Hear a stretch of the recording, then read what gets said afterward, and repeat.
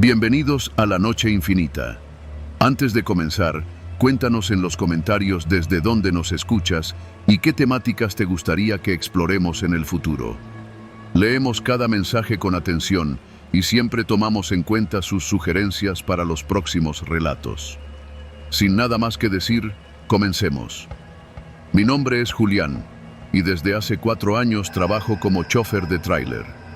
Me he aventado rutas desde la frontera hasta Chiapas, pasando por caminos que te hacen dudar si estás en México o en el infierno. Pero hubo una noche, una maldita noche, en que algo cambió dentro de mí.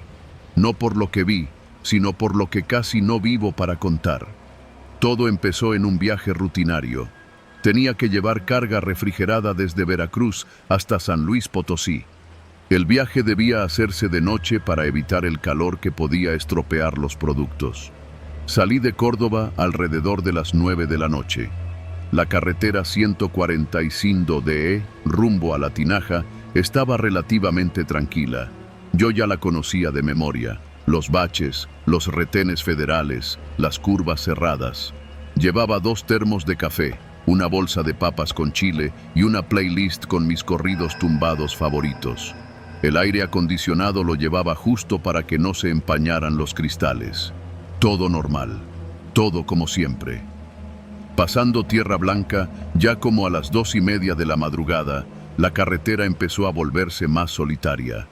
Ni un solo faro de otro camión. Nada. Solo los ruidos del motor y el asfalto corriendo debajo de las llantas. Fue entonces cuando vi las luces. Un par de conos reflejantes y una camioneta blanca atravesada en un tramo estrecho. A un lado, una lona colgando del cofre de la camioneta decía en letras negras: Revisión, Guardia Nacional. Me pareció raro que no estuviera el típico señalamiento naranja, pero uno ya no cuestiona nada cuando vive en la carretera. Frené despacio. 4 sujetos estaban parados junto a la camioneta. Todos traían uniformes oscuros, chalecos antibalas y pasamontañas. El primero me hizo señales con una lámpara para que apagara las luces altas y bajara del vehículo. El protocolo me sonó conocido. Apagué el motor, me puse el chaleco y bajé con los documentos en la mano. No quise ser grosero, pero algo me dio mala espina. No me dijeron buenas noches, ni pidieron papeles como suele hacerse. El primero solo me miró y preguntó: ¿Qué llevas? Refrigerados, carnes frías. Destino San Luis, respondí sin tartamudear. ¿Puedes abrir la caja? Sí, pero traigo sello electrónico. Lo pueden revisar con el escáner. El tipo me miró en silencio. Otro de los sujetos se acercó por mi izquierda, despacio. No dijo nada, pero noté que no llevaba placa visible. Uno más rodeó el tráiler y se asomó a la cabina. ¿Viaja solo? Sí, contesté. Y entonces el de la lámpara me quitó los documentos sin pedirlos. En ese instante supe que algo andaba mal, muy mal. Ninguno portaba insignias visibles. Uno de ellos llevaba botas cafés con la suela rota, cosa que jamás verías en un federal. Otro tenía una cadena colgando del cuello, algo que también va contra el reglamento. Fue entonces que lo noté. No eran policías. Eran una pinche imitación barata, pero convincente. Y yo estaba solo, sin señal, en medio de la nada. «Apaga tu celular», me ordenó uno, sacando un arma de su cinturón. No era reglamentaria, era una Glock con cinta negra en la empuñadura. «Tranquilos, no hay necesidad de...». No terminé la frase. Uno de ellos me empujó contra el costado del tráiler y me quitó el teléfono. Otro subió a la cabina y empezó a buscar entre mis cosas. Yo tenía un sobre con viáticos, unos 4,000 pesos, que seguramente fue lo primero que encontraron. Me inmovilizaron con cinchos de plástico. Me subieron a la parte trasera de la camioneta, con el rostro cubierto por un trapo sucio que olía a diésel. Pensé que me iban a robar el camión, dejarme tirado en el monte o, en el mejor de los casos, solo despojarme de mis pertenencias. Pero no fue así. Después de unos 10 minutos de trayecto por una brecha de terracería, la camioneta se detuvo. Me bajaron y me obligaron a caminar unos pasos más. Cuando me quitaron el trapo de la cara, estaba frente a una bodega abandonada, de esas de techo de lámina que parecen oxidarse con solo verlas. El olor a humedad y excremento animal era fuerte. Me sentaron en una silla de plástico rota. Uno de ellos me apuntaba todo el tiempo con un arma. ¿Sabes lo que traes?, me preguntó el que parecía el jefe. Ya les dije, carne, jamón, salchicha, mortadela, fría, refrigerada. El tipo me miró con una sonrisa torcida. No, carnal, traes algo más, o al menos eso nos dijeron. ¿Quién les dijo? Eso no importa, tú solo coopera. ¿Dónde está? No sé de qué hablas. La caja viene sellada desde el embarque. Pues vamos a romper el sello y a ver qué sale. Lo hicieron. Se subieron a la caja y la abrieron a fuerza de palanca. Lo escuché todo desde fuera. Golpes, gritos, risas. Parecía que estaban vaciando la mitad del cargamento. Luego silencio. No hay nada raro, jefe, dijo uno de ellos. Pura carne. Entonces, ¿para qué nos dieron el pitazo?, gritó el líder furioso. Fue ahí cuando entendí todo. Alguien les había pasado mal la información. Algún otro chofer, tal vez, con envidia. Un error de placa. Una cadena de mensajes que terminó en mi ruta equivocada.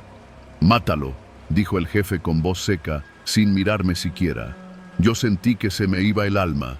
No grité, no pedí perdón, no rogué, solo me meé encima. Literal, me oriné del miedo. Pero uno de los tipos, un morro joven, tal vez de unos 20 años, dijo: ¿y si lo soltamos? Igual ya sabe que no vio nada. ¿Y si no? ¿Y si habla? No creo. Este güey no va a decir nada. Mira cómo tiembla. El jefe se me quedó viendo. Dio un par de pasos, sacó una navaja, la acercó a mi cuello y luego se rió. Te salvó este cabrón. Pero ya no vas a manejar más por aquí. Si vuelvo a verte en esta ruta, ni Dios va a evitar que termines en una bolsa negra. Me cortaron los cinchos, me aventaron al suelo y me subieron de nuevo a la camioneta. Después de un rato, me bajaron cerca de un rancho, al borde de la carretera. El tráiler ya estaba ahí, entero, sin nada más que el cargamento saqueado. Arrancó sin problema. Me tomó casi una hora recuperar el control de las manos. Llegué a una gasolinera en Tres Valles y pedí ayuda. No denuncié. ¿Para qué? Nadie me creería. Ni siquiera a mí mismo me parece real a veces. Desde ese día, nunca más acepté rutas de noche. Me cambié a viajes locales, de día, con escolta. Me volví más paranoico. Cada vez que veo luces en la carretera o una camioneta blanca atravesada, me tiemblan las piernas. Me cambié de número. Dejé de responder llamadas de números desconocidos. Y cada vez que paso cerca de Tierra Blanca, bajo la velocidad, apago la música y rezo sin fe. Porque no hay nada más aterrador que un retén, cuando no hay nadie que lo regule.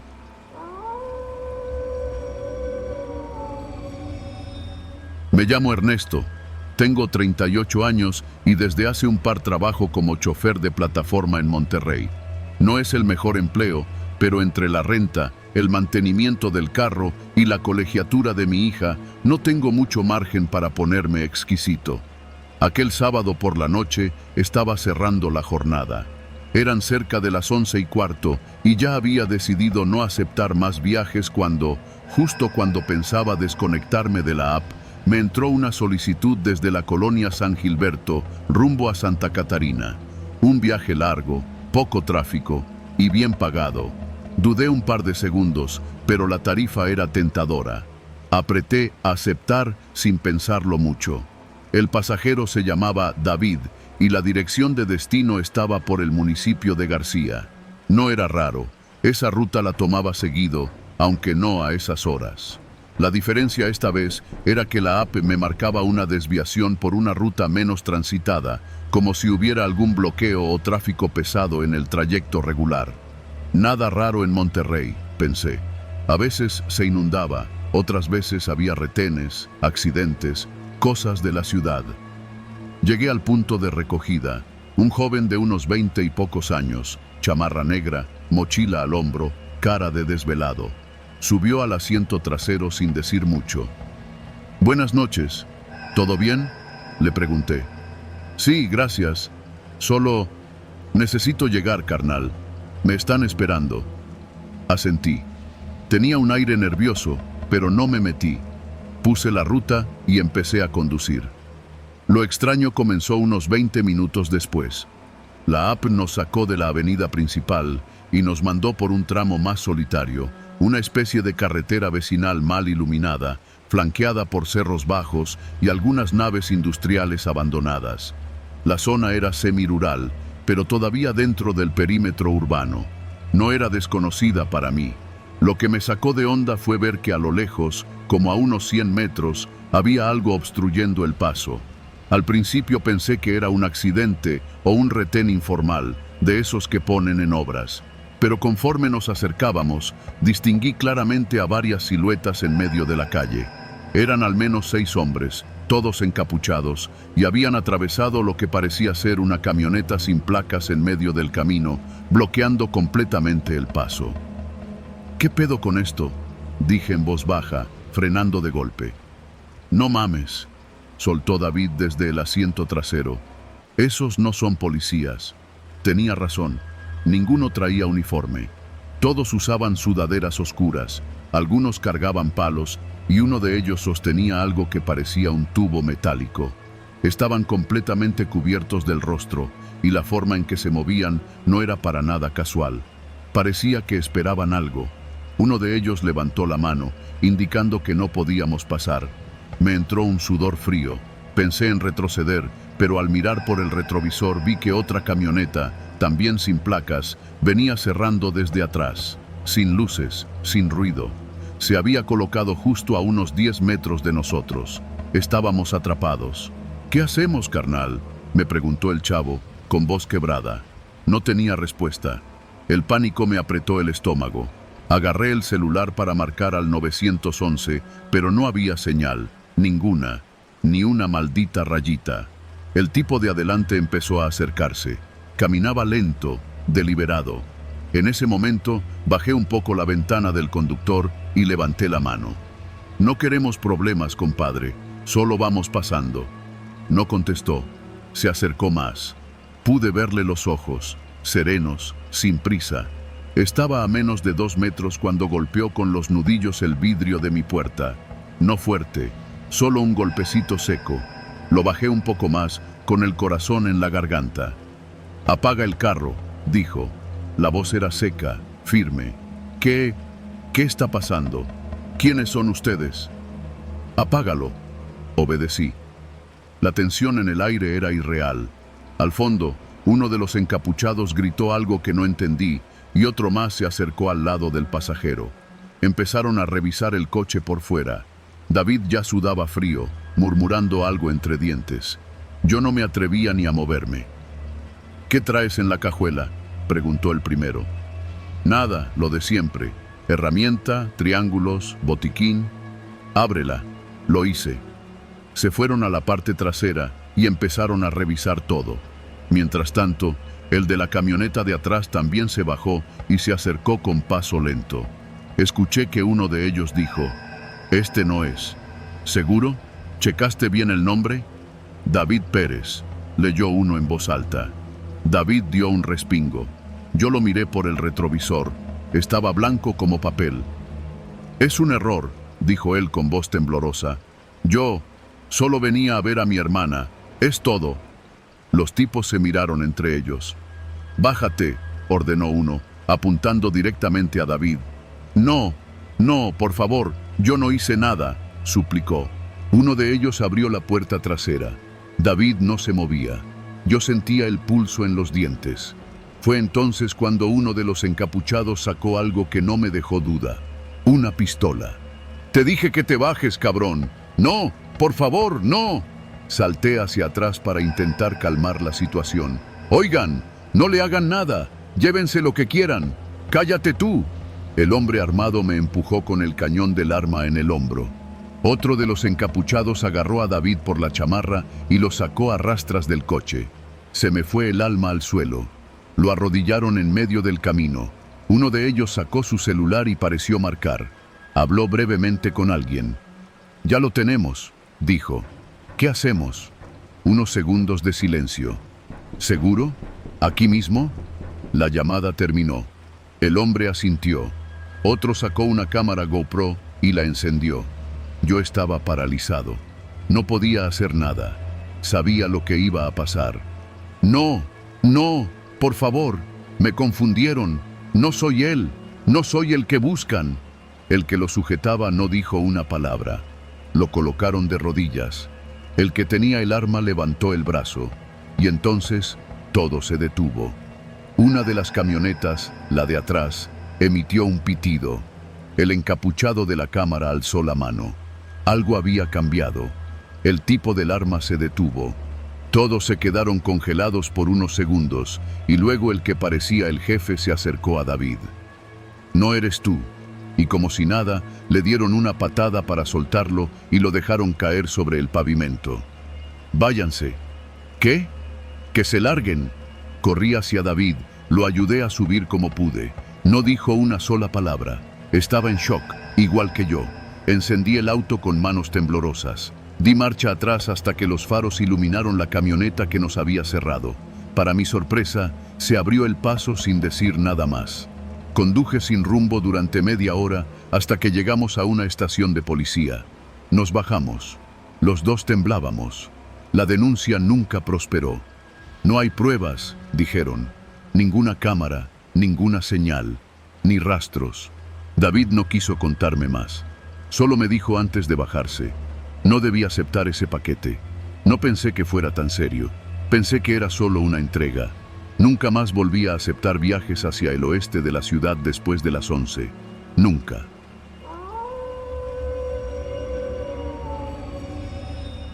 Trabajo como chofer de una plataforma digital desde hace casi 5 años. Al principio era una buena forma de generar ingresos y tener cierta libertad, pero con el tiempo uno se acostumbra a todo.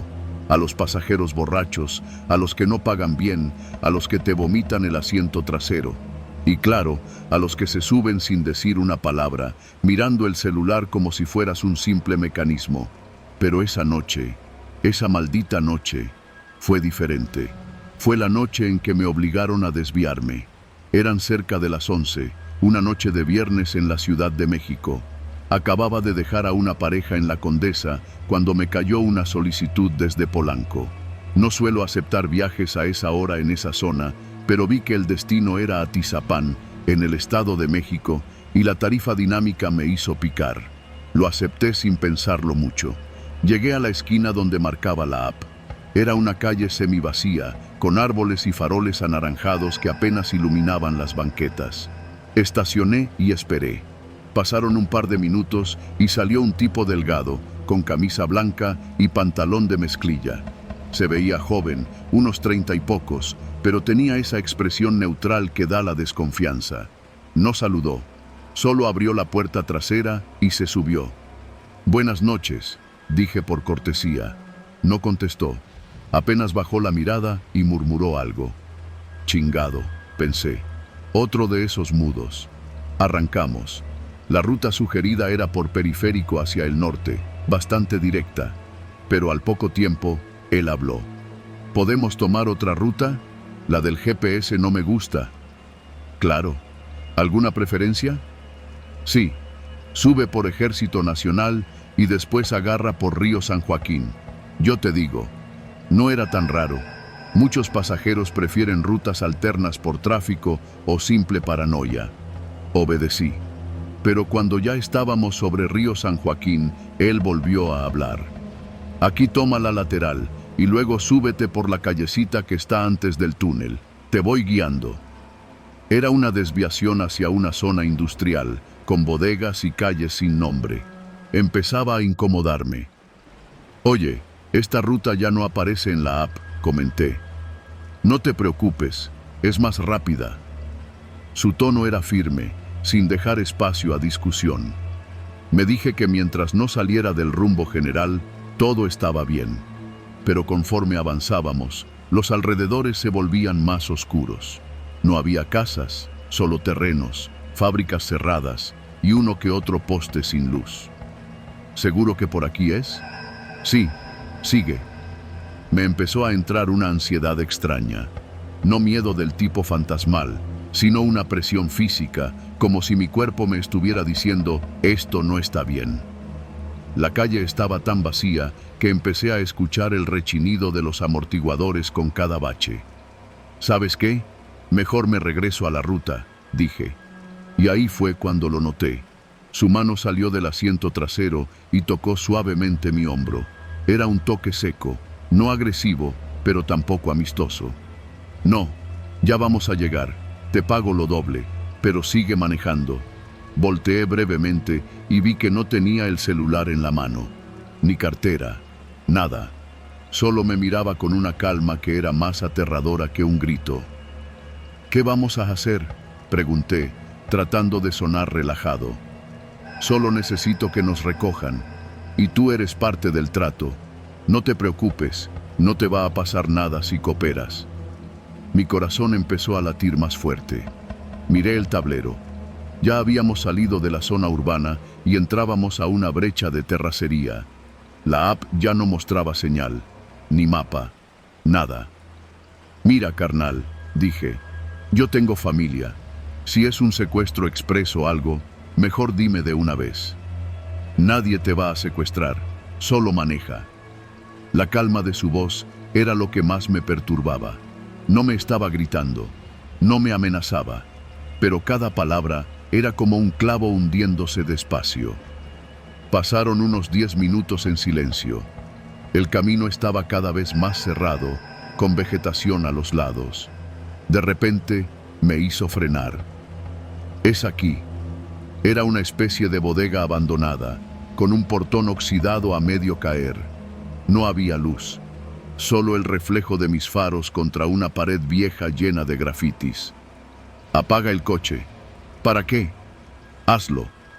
Tragué saliva. Apagué el motor, pero dejé las llaves puestas, por si tenía que huir. Él se bajó.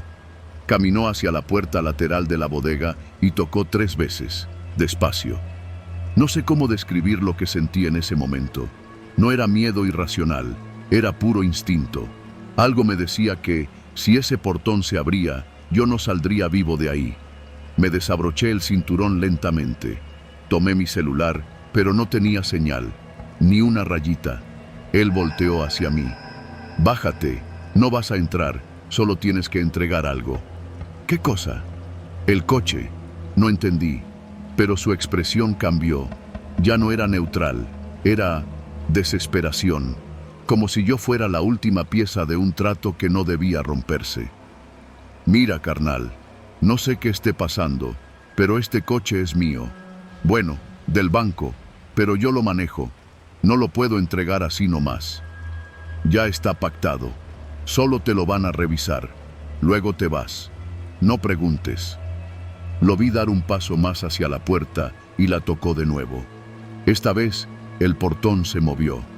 En ese segundo, tomé una decisión. Arranqué. Giré el volante con fuerza y el coche patinó en la terracería. Escuché cómo él gritaba algo, pero ya no entendí qué. Solo aceleré, sintiendo cómo las piedras golpeaban el chasis. Un par de luces se encendieron detrás de mí. Alguien más estaba ahí. Quizá otro coche, quizá más personas. Seguí manejando como loco hasta volver a una avenida iluminada. Solo cuando vi tráfico y señal en mi celular sentí que el mundo volvía. Detuve el coche en una gasolinera. Bajé, vomité. Llamé al 911. Pero, ¿qué iba a decir? ¿Un pasajero me quiso robar el coche para entregarlo en una bodega sin explicación? No, no me iban a creer.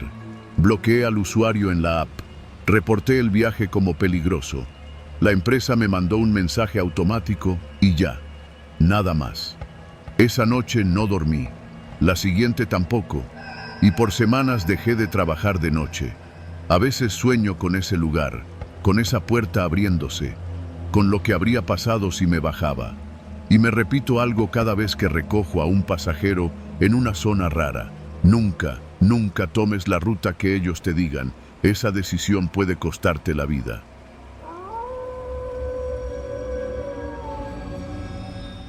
Yo no suelo hacer viajes nocturnos.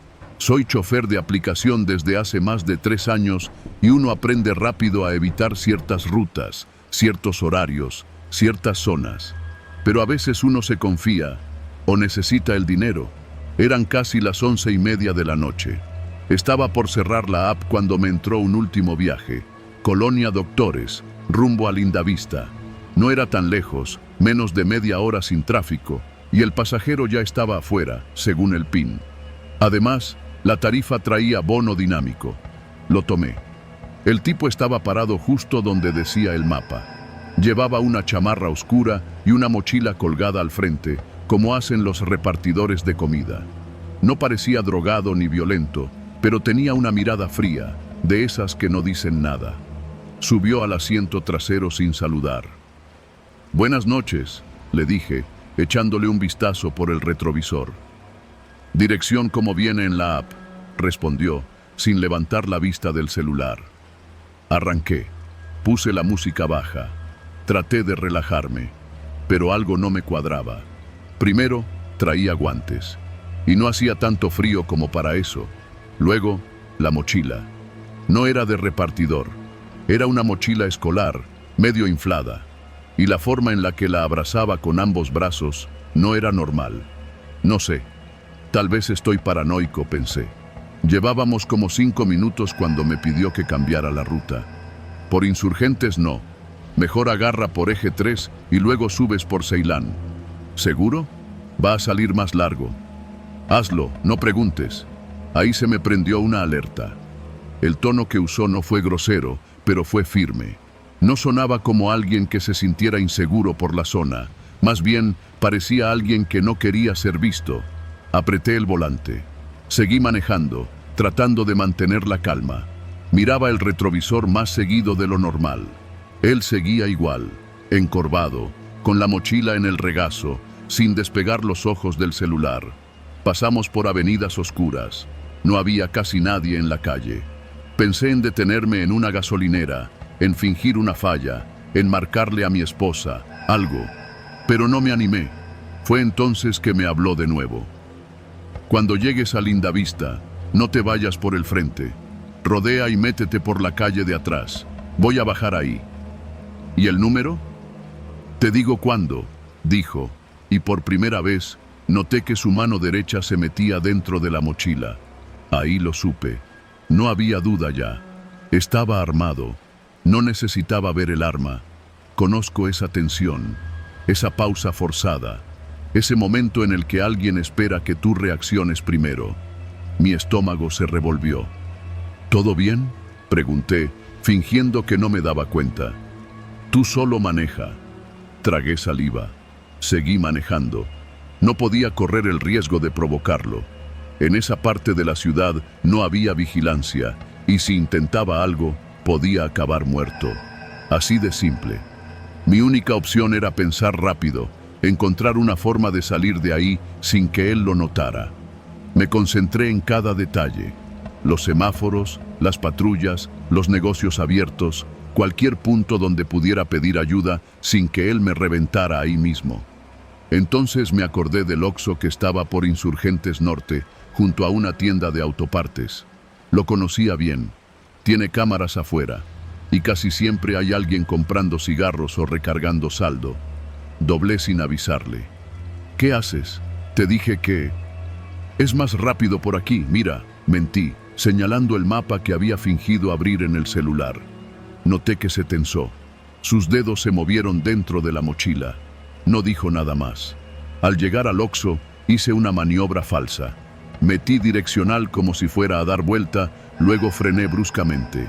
¡Chingada madre!, grité, golpeando el tablero.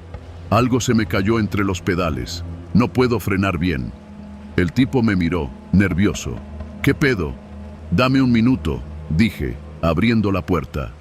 Salí del coche, fingiendo revisar los pedales, mientras caminaba hacia la entrada del Oxxo. En cuanto pisé la banqueta, le hice señas discretas al guardia que estaba junto a la puerta. No me respondió, pero se acercó. No alcancé a decirle nada porque en ese instante el tipo bajó del coche. «¡Regresa, cabrón!», gritó, con la mochila colgada del brazo izquierdo.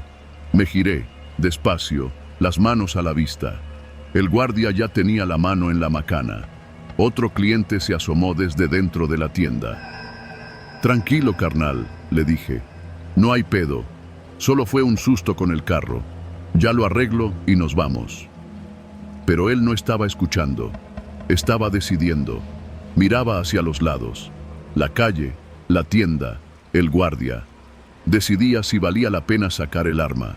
Y yo sabía que si lo hacía, no la iba a usar solo para amenazar. Al final, retrocedió un paso. «Súbete», me ordenó.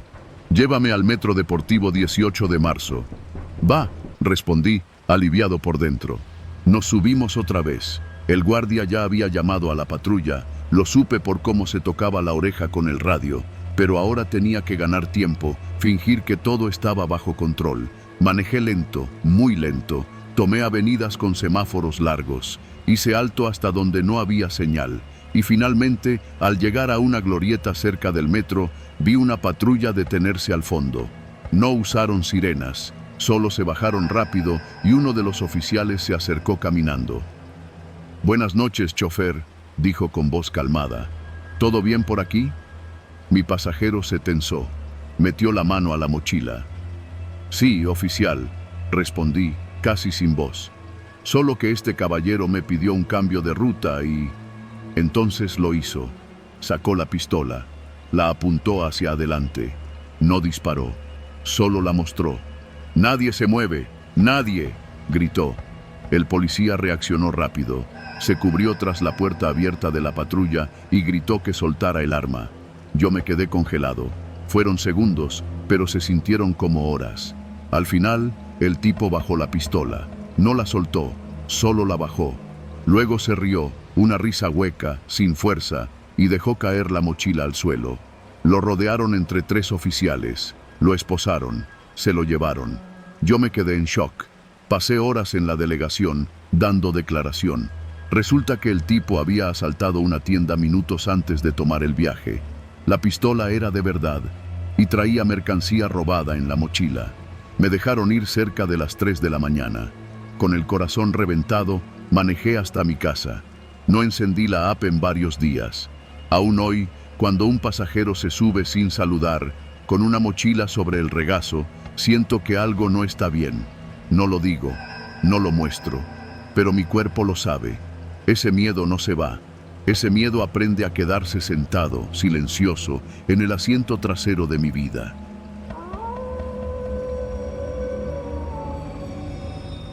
No sé en qué momento crucé esa línea invisible entre lo cotidiano y lo inaceptable. Tal vez fue cuando decidí tomar aquel último viaje en la madrugada, o quizá desde antes, cuando empecé a manejar sin hacer preguntas. Me llamo Mauricio, tengo 35 años, vivo en Iztacalco y trabajo como chofer independiente para una empresa de paquetería express que funciona bajo un esquema subcontratado. No es DHL ni FedEx, sino una de esas compañías con nombre genérico, blanca, con logos azules y verdes que ves por todas partes, pero nadie sabe bien quién las maneja. Ahí, entre sobres de Visa, paquetes de Amazon y devoluciones de Mercado Libre, he sobrevivido los últimos años. Era un viernes. Ya eran más de las 2 de la mañana cuando sonó el teléfono. No era mi jefe directo, sino un número desconocido. Una voz seca, sin acento claro, me preguntó si podía hacer una entrega urgente, de esas que se pagan en efectivo, sin firmar guía ni escanear QR. Acepté por la cantidad que ofrecieron. A esa hora, cualquier dinero fácil parece legal si no lo miras mucho. Solo tienes que recoger unas cajas en Naucalpan y llevarlas a un taller en Ecatepec, dijo el tipo. Es rápido, nadie te va a molestar.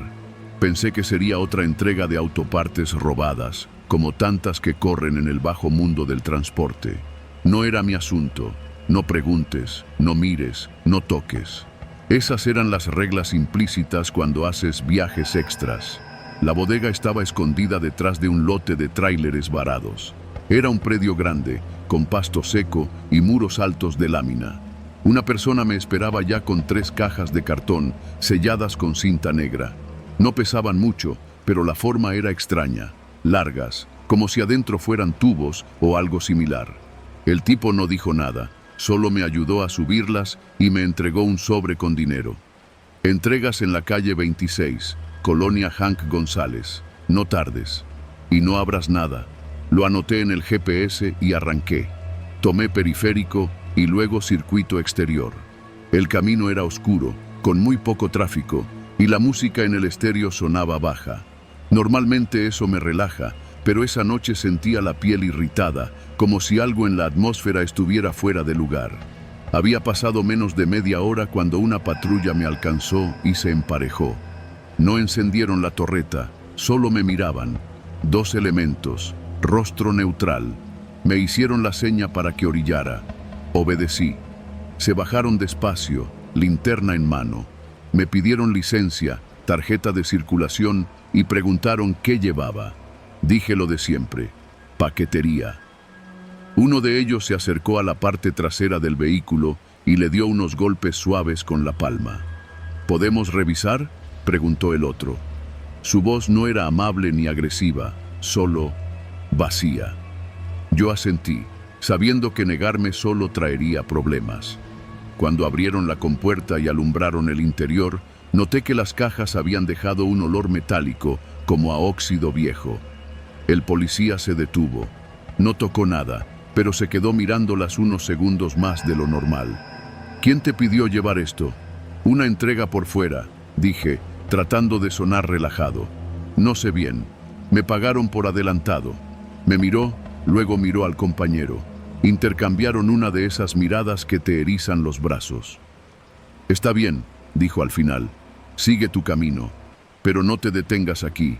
Estas zonas son peligrosas. Asentí, encendí el motor y seguí, con el sudor empapando la espalda. No supe si era advertencia o amenaza. El resto del trayecto lo hice casi sin respirar. A las 3:30 llegué a la dirección. Era un taller mecánico abandonado. Una cortina metálica a medio abrir, sin luces, sin ruido. Toqué el claxon una vez. Nada. Apagué el motor. Esperé. 1 minuto después, alguien abrió la puerta desde dentro. Un hombre moreno, delgado, sin expresión. Me hizo una seña para que entrara. El lugar apestaba a grasa vieja, gasolina y humedad. Solo había una lámpara encendida al fondo. Cuando bajé las cajas, vi que había otras iguales en una esquina. Tal vez 20 o 30.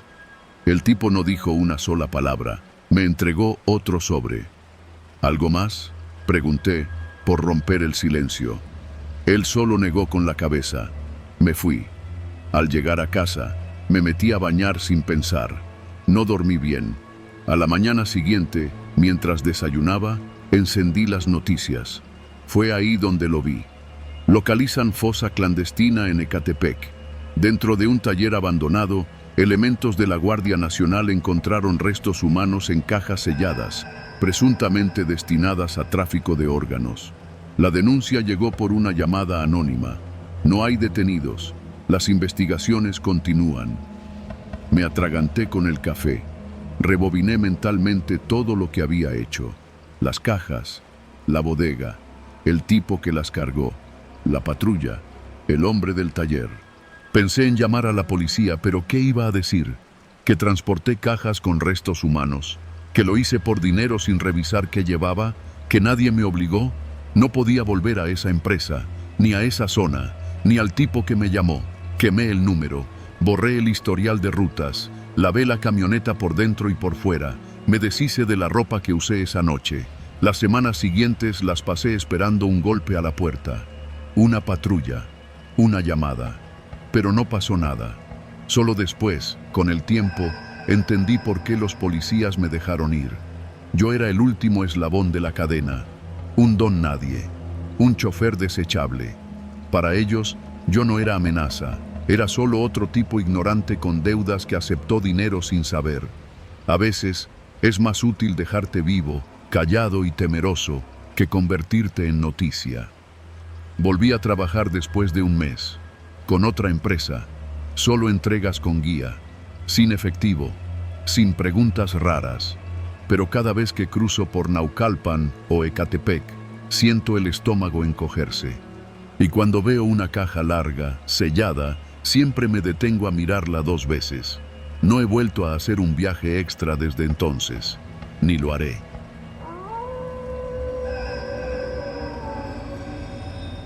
Me llamo Iván, Soy paramédico desde hace casi 9 años y trabajo en una ambulancia privada con base en Naucalpan, en el Estado de México. Quienes han estado en este negocio saben que hay noches tranquilas y hay noches en las que el infierno se desata en forma de llamadas. Pero nada, absolutamente nada de lo que viví en estos años me preparó para lo que pasó aquel jueves por la madrugada. No se me va a olvidar nunca. Eran casi las 3 de la mañana cuando nos entró un servicio por radio. Un accidente vial en la lateral del periférico, cerca del puente de Echegaray. Una motocicleta se había impactado contra la parte trasera de una pipa. El despachador mencionó que había un lesionado grave, posiblemente inconsciente. Íbamos solo mi compañero Mario y yo en la unidad 27, la que siempre asignaban para los traslados nocturnos. Ya estábamos cerca. Las luces de la ciudad se veían lejanas, apagadas, como si Naucalpan hubiera decidido dormir temprano esa noche. Cuando llegamos al punto, efectivamente, ahí estaba la moto partida en dos y un hombre tirado sobre el asfalto con el casco a medio salir. Mario bajó primero. Yo me puse los guantes, abrí la camilla y nos acercamos al lesionado. Respiraba. Eso fue lo primero que notamos. Tenía una fractura visible en el brazo derecho y el pecho subía con dificultad. Mientras Mario estabilizaba la cervical, yo me aseguré de que no tuviera hemorragias activas. Lo movimos con cuidado. Estaba inconsciente, pero vivo. Apúrate, vamos al hospital Rubén Leñero, le dije a Mario mientras empujábamos la camilla hacia la ambulancia. Lo aseguramos, conectamos oxígeno y le dimos carga al monitor. Tenía pulsaciones bajas, pero aún estaba estable. Cerramos la puerta y nos preparamos para salir. Pero fue entonces que sucedió algo que, en ese momento, no supe cómo interpretar. Un auto gris, un Sentra viejo, se estacionó a unos metros de la ambulancia. Tenía las luces apagadas. Al principio pensé que era un curioso o alguien involucrado en el accidente, pero nadie bajó. El motor seguía encendido. No le di mucha importancia. Subí a la cabina, encendí la torreta y empecé a avanzar rumbo al hospital.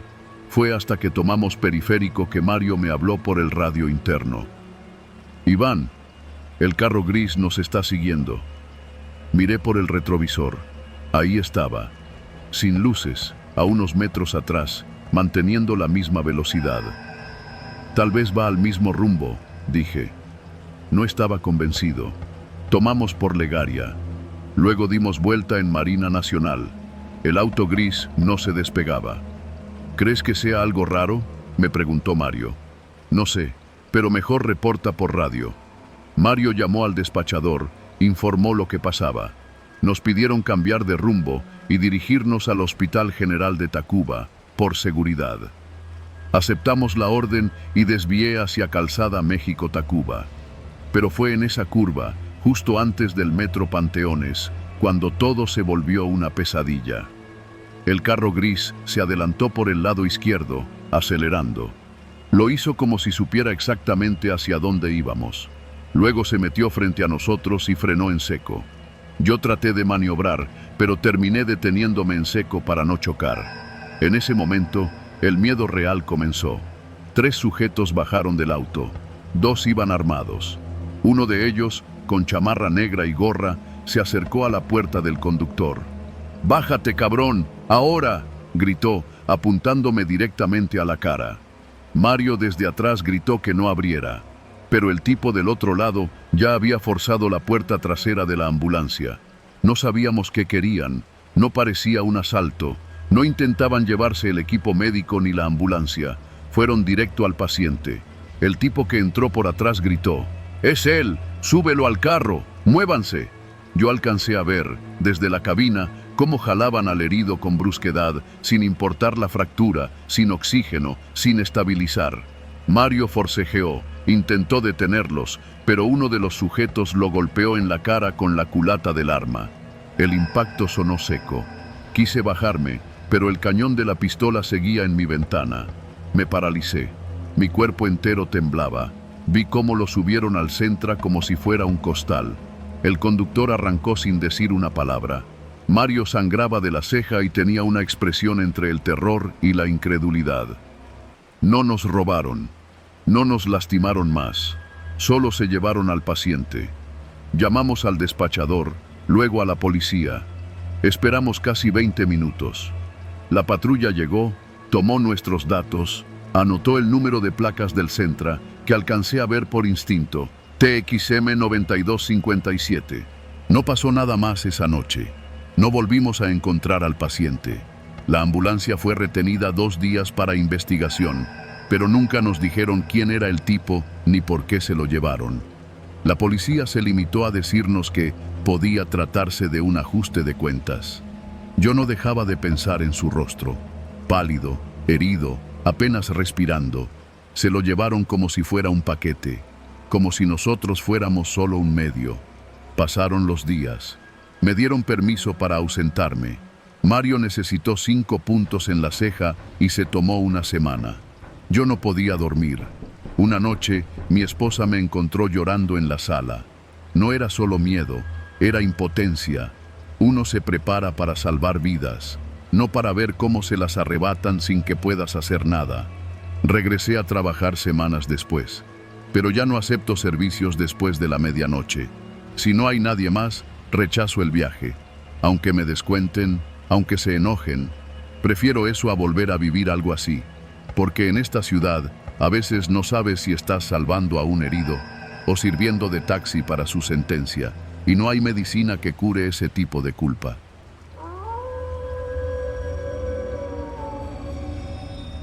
Me llamo Rafael, tengo 37 años y desde hace 6 me dedico a entregar paquetes en moto para una empresa de mensajería que trabaja con múltiples tiendas online. El trabajo no es glamuroso, pero deja algo de dinero. Vivo solo en un departamento chico en la colonia del Valle, y mi mundo se limita a rutas, gasolina, el tráfico y la rutina de llevar paquetes de un lado a otro. Esa noche, recuerdo que eran las 9 pasadas. El turno ya estaba por terminar y el clima estaba raro, con una humedad pegajosa como si fuera a llover, pero sin viento, sin alivio. Ya había entregado todos mis paquetes cuando me llegó una notificación directa del coordinador nocturno. Paquete urgente, pago doble. Dirección: calle Cerro de la Silla número 48, tercer piso, Colonia Miravalle. Vi el pago. Era más de lo que hacía en todo un turno. Aunque me pesaba el cansancio en la espalda, acepté. La zona no era particularmente peligrosa, pero tampoco era amigable a esas horas. Era una colonia de clase media venida a menos, con edificios de los años 70, donde todavía vivía gente que parecía no haber salido de ahí en décadas. Pasé al centro de distribución por el paquete. Era pequeño, del tamaño de una caja de zapatos, pero bastante pesado para su tamaño. Lo curioso es que no tenía remitente visible, solo el código de orden y el destino. Pensé que era raro, pero no el tipo de raro por el que vale la pena meterse en problemas. Subí a la moto, lo metí en la mochila y arranqué. En menos de media hora estaba frente al edificio, viejo, de concreto gris y con grafitis en las paredes. Un foco amarillento colgaba sobre la puerta principal. No había portero, solo un interfono con números oxidados. Marqué el departamento 3C. Nada. Volví a marcar. 1 minuto después, la puerta principal se abrió sola. Pensé que alguien la había dejado abierta, como suele pasar. Subí por las escaleras. El elevador no servía. En el tercer piso, el pasillo estaba oscuro. Solo un foco intermitente iluminaba la parte más lejana. Toqué la puerta del 3C. Nadie contestó. Toqué de nuevo, más fuerte. Una voz femenina respondió desde adentro, apagada y rápida. «Déjalo afuera, yo lo recojo». «¿No firma?» «Ya se pagó por la app. Déjalo, por favor». La voz era seca, nerviosa. Algo en su tono me hizo dudar. Me alejé unos pasos como si me fuera a retirar, pero me detuve justo frente al descansillo. No había cámaras en ese edificio. No había movimiento, solo un silencio denso. Fue entonces cuando noté que la puerta del 3B, justo al lado, estaba entreabierta. Una rendija mínima, apenas perceptible. En la oscuridad del pasillo, un par de ojos me observaban. No se escondieron, me vieron fijo. Cuando giré hacia ellos, la puerta se cerró sin hacer ruido. Mi estómago se tensó. Volví a mirar la puerta del 3C. Dejé el paquete en el suelo, pero algo me impulsó a sacar el celular y tomarle una foto. Apenas hice clic, escuché un golpeteo leve desde dentro del departamento, como si alguien hubiera tirado algo metálico, o como si estuvieran arrastrando algo. Entonces sonó mi teléfono. Número desconocido. Contesté. «Rafael», dijo una voz masculina, firme, sin emoción. «Recoge el paquete y aléjate del edificio. Ya». «¿Quién habla?» «No preguntes, solo hazlo. El paquete no es tuyo, no es para entregar, es una trampa». Colgó. Me quedé congelado unos segundos. Miré hacia la puerta del 3C. El golpeteo continuaba, lento, como si se repitiera con intención. Una vibración leve venía del paquete, como si algo dentro se activara. Toqué la caja. Estaba tibia. La puerta del 3C se abrió de golpe. Un hombre alto, delgado, con los ojos vidriosos y el cabello sucio, salió con una pistola en la mano. «¡Entra!», gritó. Me congelé. «¡Entra! ¡Te dije!», repitió. Retrocedí. El tipo dio un paso hacia mí. La luz del pasillo intermitente lo hacía ver más pálido, casi traslúcido. Me fijé bien. Tenía sangre seca en las mangas. No estaba drogado, estaba decidido. Di un paso atrás y corrí. Él disparó. La bala pegó en la pared. Bajé las escaleras brincando de 2 en 2. Tropecé con el segundo descanso y caí, golpeándome el hombro, pero me levanté de inmediato. Al salir a la calle, escuché otro disparo. La bala rompió el foco del pasillo y luego todo fue oscuridad. Llegué a la moto, con el corazón en la garganta. La arranqué sin casco ni guantes, solo aceleré. En el retrovisor vi cómo el tipo salía a la calle, gritando algo que no entendí. No me siguió, solo se quedó ahí, quieto, con el arma colgando. Fui directo a una tienda de conveniencia abierta toda la noche. Entré jadeando, sudando frío. Le pedí al guardia que llamara a la policía. No me creyó del todo hasta que vio el rasguño en mi hombro y la sangre que empezaba a escurrirme por el antebrazo. Esperamos a que llegaran los patrulleros. No me atreví a contarles toda la historia, solo que un loco me había disparado en una entrega. Me tomaron datos, me preguntaron por la dirección, me dijeron que lo iban a investigar. Me fui directo al departamento. No podía dormir. Temprano, a eso de las 7, llamé a un amigo que trabajaba en logística de la empresa. Le pregunté si había algún reporte oficial de ese pedido. ¿Qué pedido? El número 0584, Cerro de la Silla número 48. Hubo una pausa larga. Ese código no existe, no está en el sistema, ni en histórico. No hay pedido asignado a tu nombre. ¿Y la orden de entrega? No fue nuestra. Eso viene de fuera, viejo. ¿Quién te la asignó? No supe qué contestar. No podía rastrear el número que me había llamado. Horas después, me llegó un mensaje anónimo. Sobreviviste. Quédate callado. No sigas buscando. No regreses ahí. El paquete. El sujeto armado. La dirección falsa. Todo había sido armado para que alguien como yo fuera el cebo. ¿Para qué? ¿Qué había realmente en esa caja? Días después, me enteré que esa noche, en ese edificio, se había encontrado un cuerpo desmembrado dentro de una caja similar a la que yo cargaba. Había restos humanos, envueltos en bolsas negras, con cinta gris. El ADN coincidía con un hombre reportado como desaparecido en Tamaulipas. El caso salió en las noticias locales como un ajuste de cuentas entre bandas. Dijeron que el repartidor escapó sin saber lo que transportaba. No mencionaron mi nombre. Desde entonces, no acepto entregas sin verificación, sin remitente, sin origen. Y cada vez que alguien me ofrece pago doble por un encargo especial, digo que no.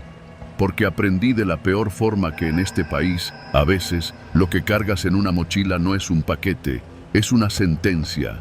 Y a mí, esa noche, me quisieron usar para desaparecer a alguien más. Pero no me tocaba, no aún.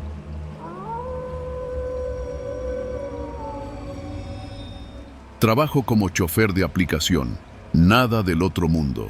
De esos que andan día y noche con el celular montado en el tablero, pendiente de los puntos verdes, naranjas y rojos en el mapa. Esa noche llevaba más de 10 horas manejando, puro tramo largo desde Iztapalapa hasta Azcapotzalco, pasando por Coyoacán, sin parar. La idea era hacer dinero rápido para completar el pago del seguro del carro, porque si no, al día siguiente me lo quitaban. Serían como las 11:20 de la noche. Ya pensaba en cerrar la aplicación cuando me llegó una alerta especial. Solicitud urgente desde zona roja. Un bono de 150 pesos más, si aceptaba de inmediato. Toqué la pantalla sin pensarlo. Destino: una colonia de la periferia, al norte de la ciudad. Ni siquiera me sonaba el nombre. Unidad Habitacional San Antonio del Monte. Suena inocente, pero al ver el mapa noté que era un área con varios reportes recientes. Asaltos, cancelaciones sospechosas, zonas de poca cobertura. Zona roja. Miré el saldo en mi cuenta y apreté los dientes. Ni modo, murmuré y arranqué. Tardé unos 20 minutos en llegar. Me tocó cruzar calles oscuras, sin alumbrado. Varios tramos con topes cada 2 cuadras, perros callejeros y montones de basura al borde de la banqueta. La unidad habitacional era un conjunto de edificios de no más de 5 pisos, todos iguales, con fachadas descascaradas y grafiti hasta el techo. Me estacioné frente a un edificio que decía Edificio Joto, pintado en aerosol blanco sobre una pared gris. La app decía que recogiera a una tal Brenda. No hubo mensaje, no hubo saludo. Solo decía, llama al llegar, no toques el claxon. Marqué, tono. Bueno, contestó una voz bajita, apenas un susurro. Buenas noches, ya estoy afuera, en el carro rojo. Dices que no toque el claxon, así que... Sí, ya voy bajando, no te muevas. Y colgó. Me quedé quieto, con las luces intermitentes encendidas. La calle estaba vacía. Solo el zumbido de una lámpara a punto de fundirse y el eco lejano de música de banda en alguna ventana abierta. Pasaron 3 minutos, luego 5. Estaba por cancelar el viaje cuando vi que la puerta del edificio se abrió lentamente. Una figura salió apresurada, envuelta en una sudadera con capucha y jeans ajustados. Caminaba rápido, con pasos cortos. Se subió al asiento trasero sin decir palabra. «¿Brenda?», pregunté. Asintió sin mirarme. Tenía la cabeza agachada, el rostro cubierto por la capucha. «¿A dónde vamos?», dije, aunque la app decía claramente el destino, Central de Autobuses Norte. «Sí, solo maneja. Por favor, no te detengas por nada. No bajes el vidrio. No hables con nadie si alguien se te empareja. ¿Está bien?». Me giré para verla, pero seguía con la cabeza baja. Su voz era temblorosa, nerviosa.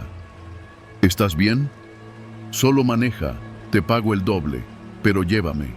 Ya». Sentí cómo se me apretaba el estómago. No era la primera vez que me tocaba a alguien alterado, pero había algo raro. Algo que me hacía sentir que estábamos saliendo de un lugar donde no deberíamos haber estado nunca. Arranqué. Salimos de la unidad y tomé la avenida principal. Brenda no decía nada. Yo tampoco.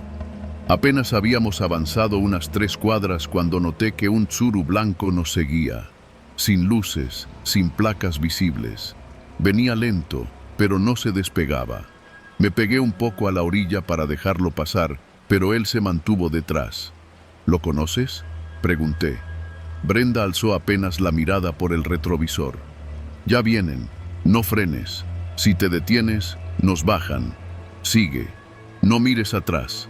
El corazón me dio un brinco. Pisé el acelerador, no al fondo, pero sí lo suficiente para que la camioneta tomara ritmo. El Tsuru hizo lo mismo. Doblé a la derecha sin señalizar. Luego otra vez. El Tsuru giró también. Estaba claro, nos estaban siguiendo. «¿Qué hiciste?», le dije, tratando de mantener la voz firme. «No hice nada, solo vi algo que no debía. Me estaban grabando, y lo supe». Vi la cámara. No fue casualidad. ¿Cámara de qué?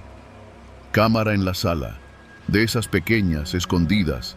No era una fiesta, no era una reunión, era otra cosa. Gente importante. Lo que hacen con las mujeres ahí, no puedo callarlo. Un bache hizo que la camioneta se sacudiera. La voz de Brenda vibró con miedo real. Había algo detrás de sus palabras que me erizó los brazos. El Tsuru se emparejó por el lado derecho. Bajé la ventana apenas 1 centímetro. Una voz masculina gritó: «Oríllate, pendejo. Solo queremos hablar con la señorita. No te metas en broncas que no son tuyas». «No les hagas caso», dijo Brenda. «Son ellos». Pisé el acelerador. Íbamos a más de 80 por hora en una calle que no era para eso. El motor rugía y la camioneta temblaba, pero no me detuve. El Tsuru tocó el claxon, luego intentó rebasarme por la izquierda. No se pudo. La avenida se hizo más angosta. Vi un puente peatonal adelante y un camión estacionado. Me metí justo por la derecha, casi rozando al otro vehículo. No los vi por un momento. «No te detengas», repetía Brenda, casi como un mantra. Yo solo veía el mapa en la app, la línea azul que marcaba el trayecto. Faltaban como 20 minutos, demasiado. Y entonces, la alerta, sin señal. La pantalla se congeló. «No puede ser. Desactiva tu teléfono. Ya tienen tu ubicación». «¿Cómo sabes eso?» «Porque el mío ya lo perdí. Me lo quitaron cuando salí. Pero tenía uno de repuesto, uno de esos viejitos. Lo escondí en la ropa. Está apagado. Tú haz lo mismo». Saqué el teléfono del soporte. Lo apagué. El miedo ahora era tangible. Me sudaban las manos y el cuello lo sentía rígido. Volvimos a ver el Tsuru detrás. Se notaba el esfuerzo que hacían por alcanzarnos, pero la calle ya no era recta. Entramos a una zona industrial con calles más anchas, pero solas. Naves vacías, bodegas, tráileres abandonados. Y justo en una esquina me esperaban. Una camioneta negra cerrando el paso. Hombres bajando con armas, no grandes, pero armas al fin. Me eché en reversa, giré el volante y aceleré sin pensar. Otro callejón, otra vuelta cerrada. Golpeé una jardinera. Brenda se golpeó contra el respaldo. «¡Cuidado!», gritó. Lo siento. Logramos salir. Otra vez a la avenida. Busqué cualquier señal. Una patrulla, una tienda abierta, una gasolinera, cualquier lugar con gente. Y ahí estaba, un Oxxo, con luces prendidas, casi al final de la cuadra. «Aguanta, vamos a entrar ahí», le dije. «No, no podemos. Si entramos a un lugar así, ellos también. No les importa, no tienen miedo». Entonces la vi, una patrulla vieja, parada fuera de una tortillería cerrada. Le hice señas, toqué el claxon con desesperación, bajé la velocidad. Los policías nos vieron y se subieron a su patrulla y arrancaron detrás de nosotros. «No mames». Brenda ya no lloraba, solo apretaba los puños. Yo tenía la garganta seca, una patrulla y un Tsuru. Ambos nos seguían. ¿Qué clase de pinche ciudad permite esto? «Sigue derecho, no frenes. Faltan como 10 minutos. Vamos a llegar». El motor empezó a sonar raro.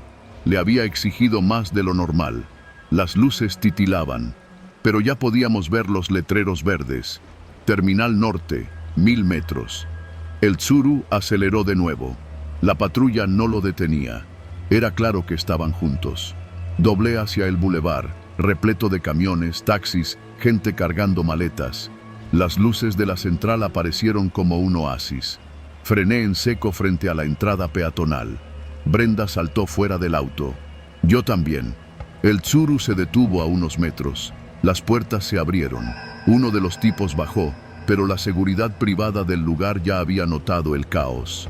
Brenda corrió adentro. Yo grité: «¡Ese carro me viene siguiendo! ¡Traen armas!». La gente volteó. Una señora se cubrió con su bolsa. Los vigilantes avanzaron hacia el Tsuru. Al ver que había testigos, los tipos se subieron y arrancaron con furia.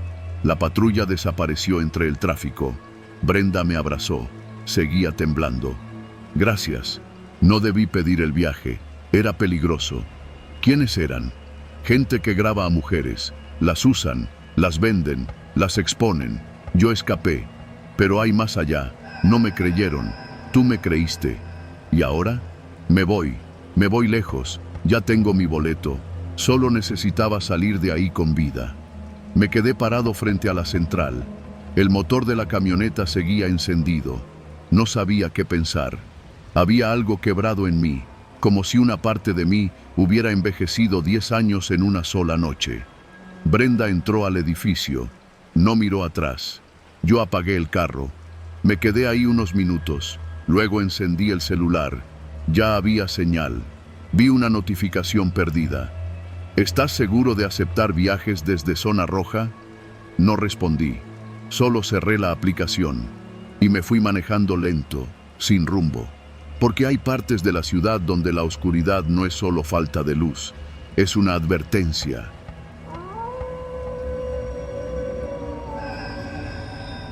Nunca fui de tener miedo a los desconocidos. Cuando uno maneja taxi en la Ciudad de México, especialmente en la noche, aprende a leer a la gente con solo ver cómo abre la puerta, cómo se sienta, cómo mira el retrovisor. Pero esa noche, por primera vez en muchos años, me falló el instinto. Me falló todo. Mi nombre es Ulises. Tengo 44 años, padre de 2 hijas, divorciado desde hace casi 7. Manejo un taxi libre desde que tenía 25. Me sé la ciudad como la palma de mi mano. Calles sin semáforos, colonias donde te reciben con plomo y otras donde te pagan con propina y sonrisas. Trabajo principalmente en el centro y zonas cercanas a hospitales, donde la necesidad no duerme. Era jueves y ya pensaba en retirarme. Eran cerca de las 11:30 cuando lo vi. Un tipo parado en una esquina de la colonia Narvarte, justo donde la luz Aviñón cruza con Pestalozzi. Alto, bien vestido, barba cerrada y lentes oscuros. Me pareció raro que usara gafas a esa hora, pero pensé que era de esos tipos que se creen artistas o influencers. Levantó la mano y se acercó. ¿Libre, jefe? Sí, súbale. A la Gustavo A. Madero, colonia Cuautepec, cerca del Deportivo Los Galeana. No pregunté más. Activé el taxímetro y arranqué. Durante los primeros minutos todo fue silencio. El tráfico estaba leve y las avenidas fluían. Lo miré de reojo un par de veces por el retrovisor. Tenía la mirada perdida. Noté que llevaba una mochila negra a los pies, la cual no soltaba ni un segundo. Eso no era raro. Muchos cargan con laptops o cámaras. Al pasar por Insurgentes Norte, rompió el silencio. ¿Trabajas todas las noches?, me preguntó con voz grave, sin dejar de ver por la ventana. Casi. Es cuando más pasajes caen. ¿Y tú? ¿Sales de la chamba? No. Digamos que estoy cerrando un ciclo. Me reí con cortesía, pero algo no me gustó en su tono. Había una mezcla entre calma y tensión, como alguien que está a punto de hacer algo irreversible. Aceleré un poco. Quería dejarlo en su destino y seguir con mi noche. Mientras nos acercábamos a la zona, me pidió que desviara por calles menos transitadas. Es que tengo un asunto delicado. Prefiero no pasar por avenidas grandes, dijo. No hay bronca. Tú mandas, respondí, aunque ya estaba más alerta. Me pidió que tomara por la avenida Acueducto de Guadalupe y luego me indicó que girara hacia una privada sin nombre, una calle mal pavimentada, sin alumbrado público. Solo algunas casas viejas con rejas improvisadas. En cuanto apagué las luces altas para no deslumbrar, sentí el cambio en el aire. Silencio denso, sin perros, sin gente, sin música de fondo, solo el motor del taxi. «Detente aquí», ordenó. Frené frente a una casa abandonada. No tenía ventanas, solo un portón oxidado a medio cerrar. Él abrió la puerta del taxi, pero no bajó. «Dame un minuto, no te vayas», dijo. Sacó la mochila y caminó hacia la casa. Lo vi empujar la puerta y perderse entre las sombras. Me quedé en el asiento con el motor encendido, dudando. Fue cuando escuché el primer sonido. Un golpe seco, como si algo metálico hubiera caído. Luego, una voz. Gritos. Me tensé. Vi mi reloj. Habían pasado menos de 5 minutos. Iba a meter reversa cuando él salió corriendo, agitado, sudando. Se subió de un brinco y gritó: ¡Maneja! ¡Ya! No pregunté. Pisé el acelerador. En el retrovisor vi movimiento dentro de la casa.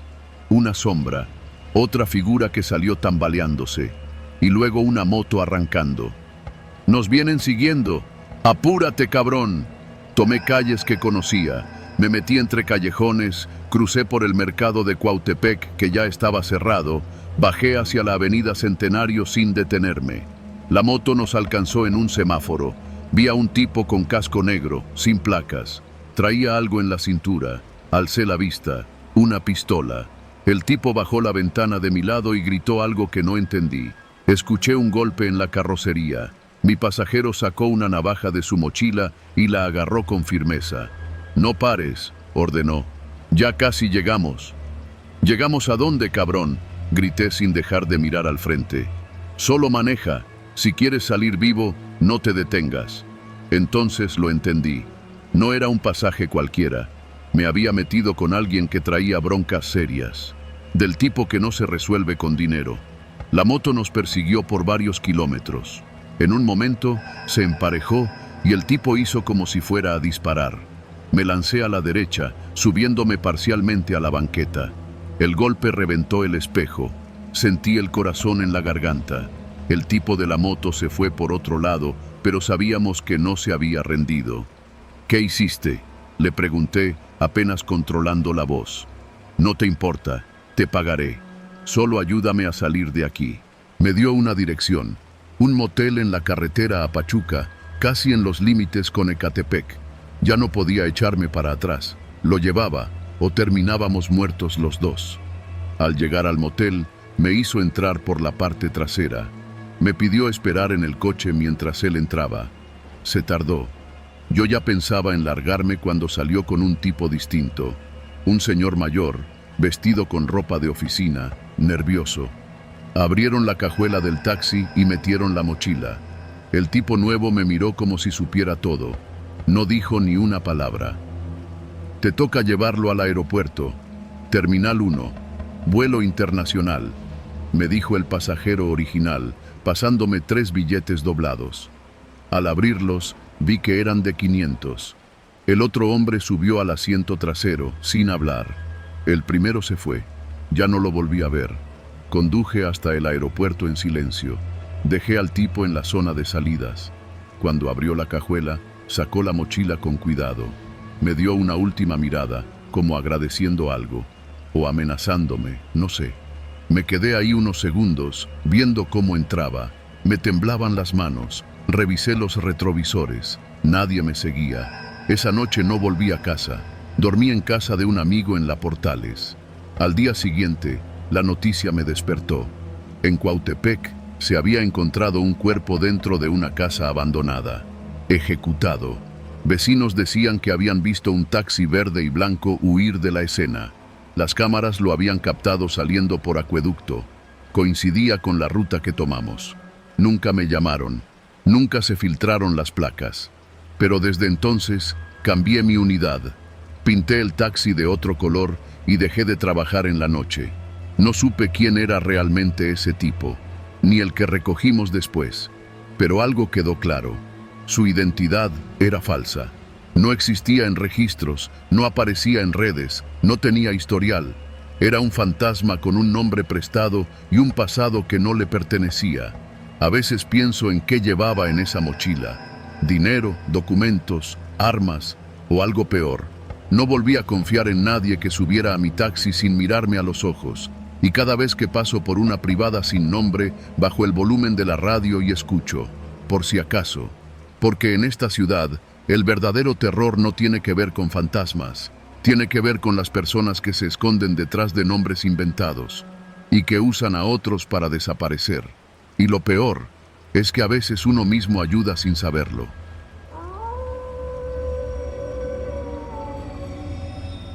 Tenía que salir a Guadalajara desde León por trabajo. Ya sabes cómo es esto. Cuando tienes un cliente que paga bien y con urgencia, no importa si es sábado, ni que tu novia te esté esperando para ir al cine. Subí a mi coche poco antes de las 3 de la tarde, pensando que para las 7 ya estaría de regreso. Lo que no sabía era que ese viaje se iba a alargar más de lo que mi cordura podría soportar. Mi jefe me había pasado la dirección por WhatsApp, una zona industrial cerca del aeropuerto. Es rápido, me dijo. Nada más entrega las piezas, firmas y te regresas. Yo tenía la ruta marcada en la app de navegación, pero cuando salí de León, la señal empezó a fallar. Primero pensé que era la red, luego que el GPS estaba fallando. Pero justo antes de quedarme sin señal por completo, la aplicación me ofreció una ruta alternativa para evitar tráfico. Ahorro estimado, 27 minutos. Acepté. ¿Por qué no? Era temprano, y entre menos tiempo pasara manejando, mejor. Tomé la desviación por un camino secundario, de esos que parecen rurales, pero están asfaltados con buena intención.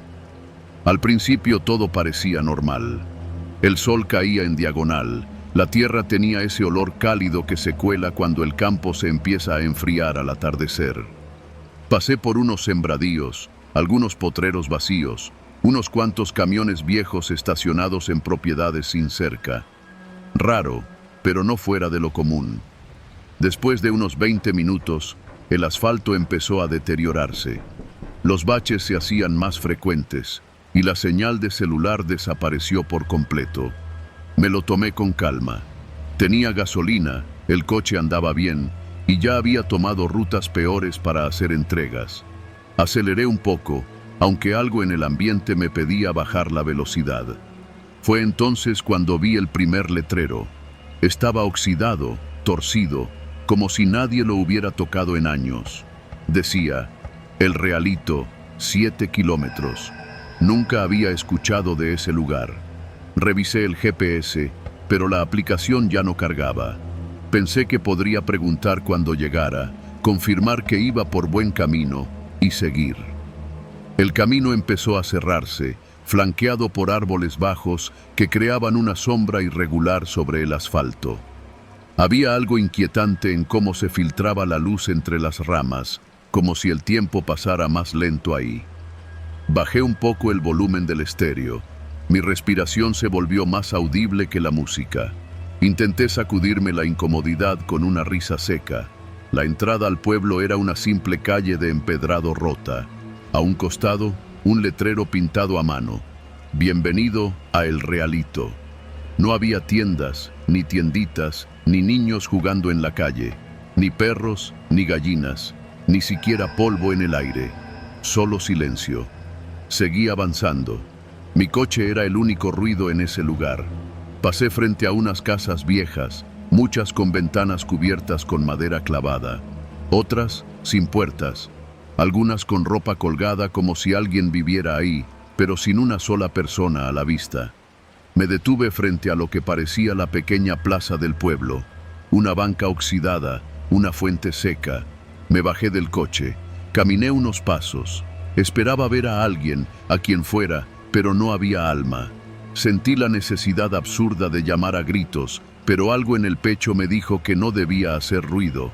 Que fuera lo que fuera que vivía ahí, mejor no atraer su atención. Entonces lo escuché. Un golpe seco, como si una piedra hubiera caído en una lámina metálica. Venía de una de las casas del otro lado de la plaza. No había viento, nada se movía, solo ese sonido. Otro golpe, y luego otro, más cercano. Volví al coche caminando sin correr, forzando a mi cuerpo a no acelerar el paso. Encendí el motor y di vuelta hacia lo que parecía una salida al otro extremo del pueblo. No había señalización. El camino estaba aún más deteriorado, pero me metí por ahí. A los pocos metros, una patrulla abandonada bloqueaba la salida. No tenía placas, las puertas estaban abiertas y el cofre levantado, las llantas desinfladas. Lo raro era que no tenía polvo, como si la hubieran dejado ahí ese mismo día. Reversa. Regresé hacia el centro del pueblo. Pensaba buscar otro camino, pero al volver por la misma calle, algo no encajaba. Las casas que antes parecían vacías, ahora tenían las puertas entreabiertas. No todas, solo algunas. La fuente, antes seca, ahora tenía agua estancada, verde. podrida, y la banca oxidada ya no estaba vacía. Un hombre viejo, con sombrero de palma y camisa manchada, estaba sentado ahí, con los brazos colgando entre las piernas, mirando al suelo. Frené, bajé el vidrio. «Disculpe», dije, «¿sabe cómo salir de aquí hacia la carretera?» El hombre no levantó la cabeza. «Ya pasó por donde no debía», dijo, apenas moviendo los labios. «¿Cómo?» «El camino se cierra cuando uno lo cruza». Me le quedé viendo. Parecía hablar en acertijos. Intenté otra vez. «Solo quiero regresar al entronque. Tengo que llegar a Guadalajara». «Aquí no hay regreso, joven», dijo. «Pero hay formas de irse, si no se tarda mucho». «¿Cómo qué formas?» El hombre se levantó de pronto. Me sobresalté. Caminó hacia la parte trasera de la plaza sin decir una palabra. Dudé un segundo, pero lo seguí en coche, despacio. Dobló por una calle estrecha y se metió por un callejón. Cuando giré para seguirlo, ya no estaba. En su lugar, al fondo del callejón, había otro coche. Uno igualito al mío. Mismo modelo, mismo color, pero más sucio, con la cajuela abierta. Me bajé, cauteloso, y caminé hacia él. No había placas. El interior estaba vacío, el estéreo arrancado, y algo tallado en la puerta con navaja. «No te bajes, nunca te bajes». Salí corriendo, me subí a mi coche, cerré todo, eché marcha atrás y decidí volver por donde entré, a pesar del miedo. El camino tenía que estar ahí. Avancé varios kilómetros, pero nunca apareció la intersección de vuelta. Era como si el camino solo fluyera en una dirección. El sol comenzaba a caer, el cielo se nublaba de golpe, las sombras eran más densas, y entonces vi otro coche estacionado a la orilla. Un Sentra viejo, las puertas abiertas, nadie adentro. Lo pasé. Luego otro coche más adelante, y otro, todos distintos, pero todos con las puertas abiertas, como si sus ocupantes hubieran salido sin intención de volver. Empecé a llorar. El volante se me resbalaba por el sudor. Me sentía como en un sueño donde corres y no avanzas, donde el camino siempre es el mismo, aunque cambies de dirección. Me detuve. Apagué el motor. Quise gritar, pero ni yo mismo me escuchaba, solo mis jadeos y el zumbido en los oídos. Tomé una decisión. No podía quedarme en ese bucle. No me importaba qué tan lejos estuviera. Seguiría manejando hasta quedarme sin gasolina. En algún momento, el camino tenía que romperse o terminar. Y así fue. Después de lo que sentí como horas, vi un letrero en la oscuridad. San Miguel el Alto, 6 kilómetros. No lo dudé. Aceleré como nunca. La carretera volvió a ser normal. Vi luces a lo lejos, un camión de pasajeros, un taxi. Volví al mundo. Me detuve en una gasolinera. Temblaba. No podía hablar. Un despachador me preguntó si estaba bien. Le dije que sí, que me había perdido. Me miró raro. «Esa carretera por el Realito no se usa desde hace años», me dijo. «Está cerrada, desde que hubo un accidente donde murieron varios y desaparecieron otros». No contesté. Me quedé en el coche, con la mano en el volante, pensando si realmente había escapado o si algo de mí se había quedado allá. Y cada vez que paso por una desviación solitaria en la carretera, por más tentadora que se vea, nunca más acepto rutas alternativas, porque hay caminos que no están hechos para regresar, y hay pueblos que no deberían estar en el mapa.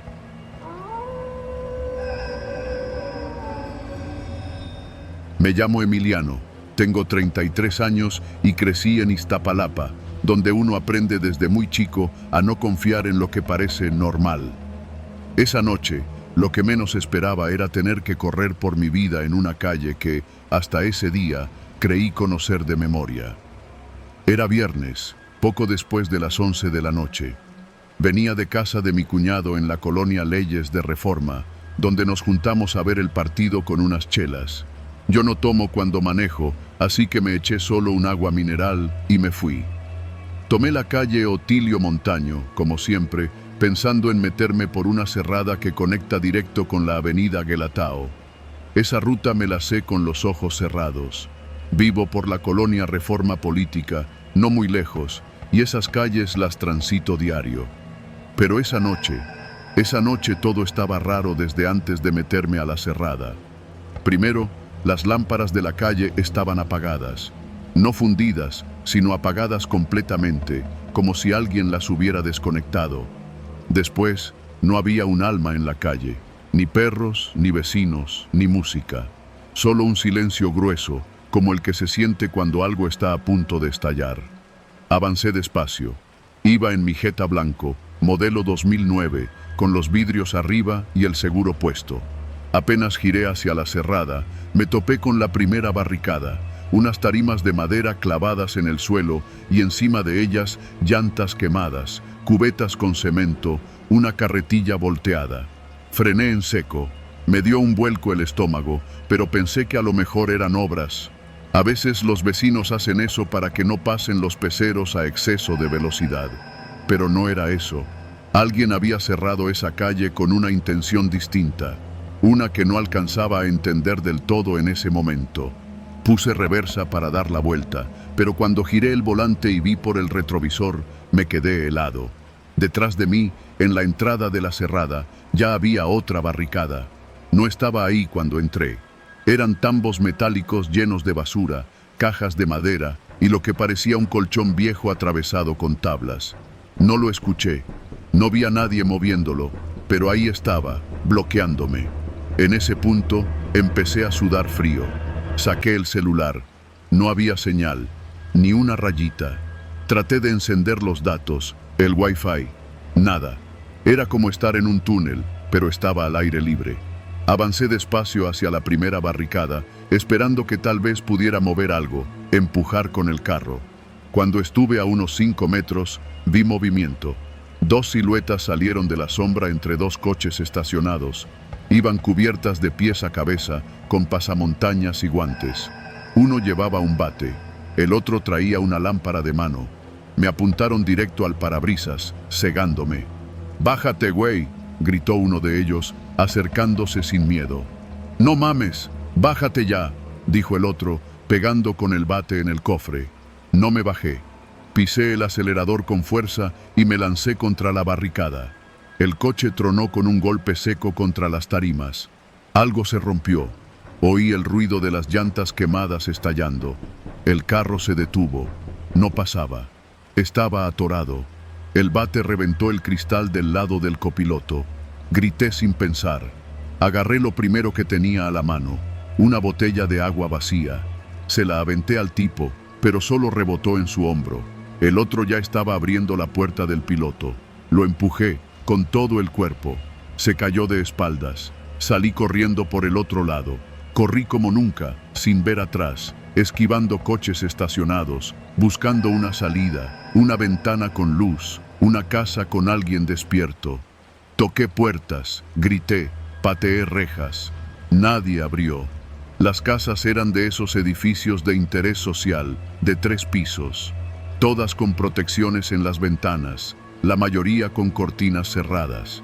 Me metí por un pasillo lateral que da a un pequeño jardín común. Tenía la esperanza de encontrar una reja sin candado, algo que me llevara al otro lado de la calle. Pero lo que encontré fue peor. 2 personas más, también encapuchadas, estaban ahí. Uno tenía una cadena en la mano, el otro un cuchillo de cocina largo, brillante a pesar de la oscuridad. Me vieron y gritaron algo, pero yo no me detuve. Corrí de vuelta a la calle principal. Me raspé el brazo con un alambre de púas que no vi. Tropecé con un tronco, me torcí el tobillo. Pero seguí. Todo mi cuerpo me decía que si me atrapaban, no iba a vivir para contarlo. Volví al coche. Ya no estaba. Ni los tipos, ni las barricadas. Todo había desaparecido en menos de 5 minutos. Era como si nada hubiera pasado. Pero yo sabía lo que había vivido. Tenía la sangre en la camiseta, el corte en el brazo, el celular sin señal. Corrí hasta el Oxxo más cercano, que está a unos 6 cuadras. Llegué tambaleando, empapado en sudor, casi llorando. «Me quieren matar, me asaltaron, ayúdenme», le dije al cajero, un morro que apenas levantó la mirada del celular. «¿Dónde fue?» «Aquí cerca, por la cerrada. Ahí está mi coche, me lo robaron». Llamó a la patrulla. Llegaron unos 15 minutos después. 2 policías, uno de ellos gordo, con cara de fastidio. Les conté todo. Tomaron nota como si estuvieran escribiendo una receta. Me pidieron que los acompañara. Cuando regresamos a la cerrada, ya no había barricadas. Ni un solo rastro de las tarimas, los tambos, las llantas, nada. ¿Estás seguro que fue aquí?, preguntó el policía gordo, mirando la calle como si yo estuviera alucinando. Claro que sí. Mi coche estaba justo aquí. Me rompieron los vidrios. Buscaron huellas, restos, cualquier cosa. No encontraron nada. Ni vidrios, ni huellas, ni llantas. Puede levantar su denuncia, dijo el otro, más joven. Pero la neta, sin pruebas, va a estar difícil que se haga algo. Regresé a casa caminando, como zombi. Llegué a las 3 de la mañana. Mi esposa ya estaba despierta, con los ojos llorosos. Me abrazó sin decir nada. Cuando le conté, se quedó en silencio.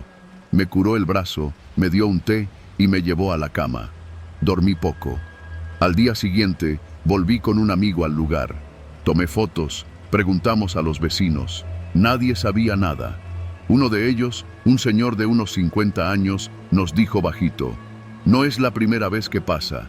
Esa calle tiene fama desde hace rato, pero nadie dice nada. Los que hablan, luego desaparecen. Desde entonces, no he vuelto a pasar por ahí. No he vuelto a manejar de noche solo. Y cada vez que escucho hablar de barricadas en alguna colonia, de vecinos cerrando su calle por seguridad, algo dentro de mí se retuerce. Porque a veces, las calles cerradas, no las cierran por miedo a los delincuentes. Las cierran para que nadie escape.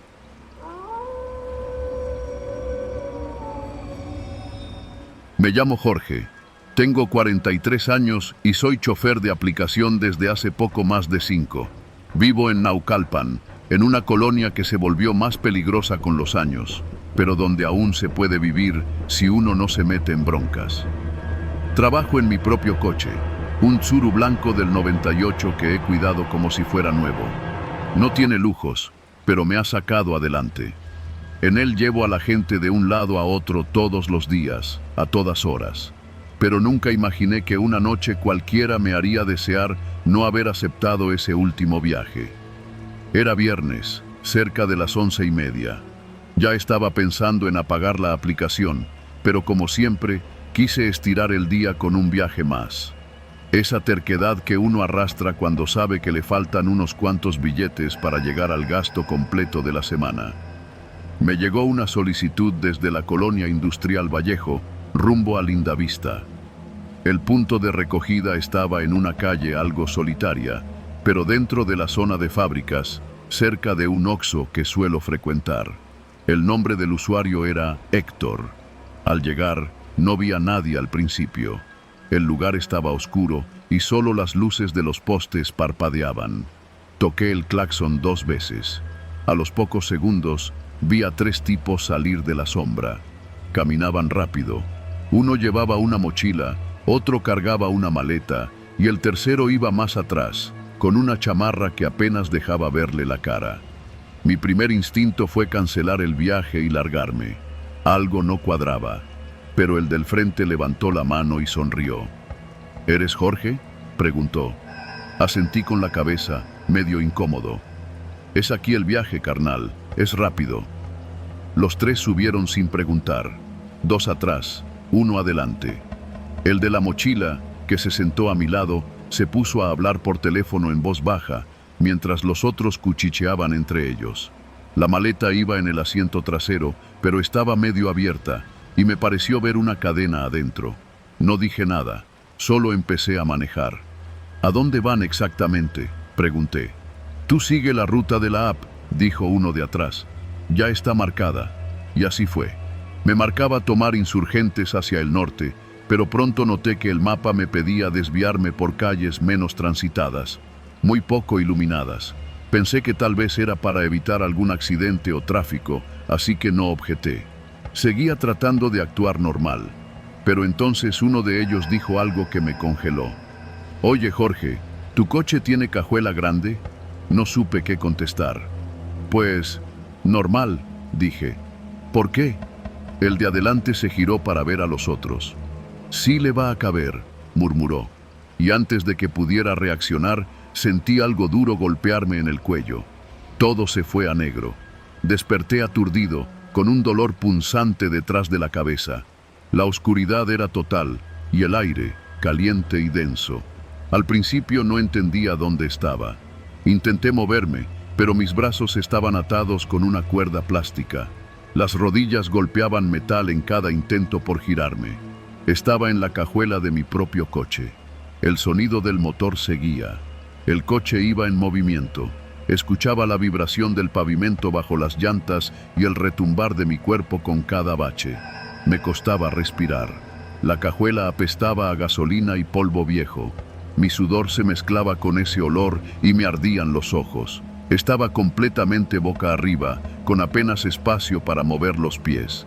Intenté recordar si alguien me seguía, si alguien podría ayudarme, pero no había dado aviso a nadie, ni siquiera a mi esposa, que ya estaba acostumbrada a que llegara tarde. Comencé a gritar. Grité como loco. Golpeé el metal con los talones hasta que se me entumecieron las piernas. Nadie contestó. Nadie frenó.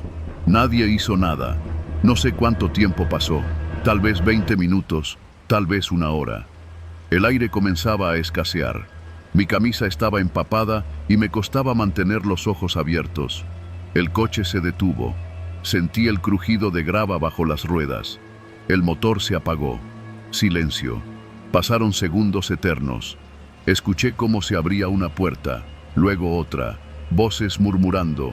Uno de ellos reía. Después, pasos alrededor del coche. Y finalmente, la cajuela se abrió de golpe. La luz me cegó por un segundo. «Despierta, cabrón», dijo uno. Me agarraron de los brazos y me jalaron fuera como si fuera un costal de papas. Mis piernas no respondían bien.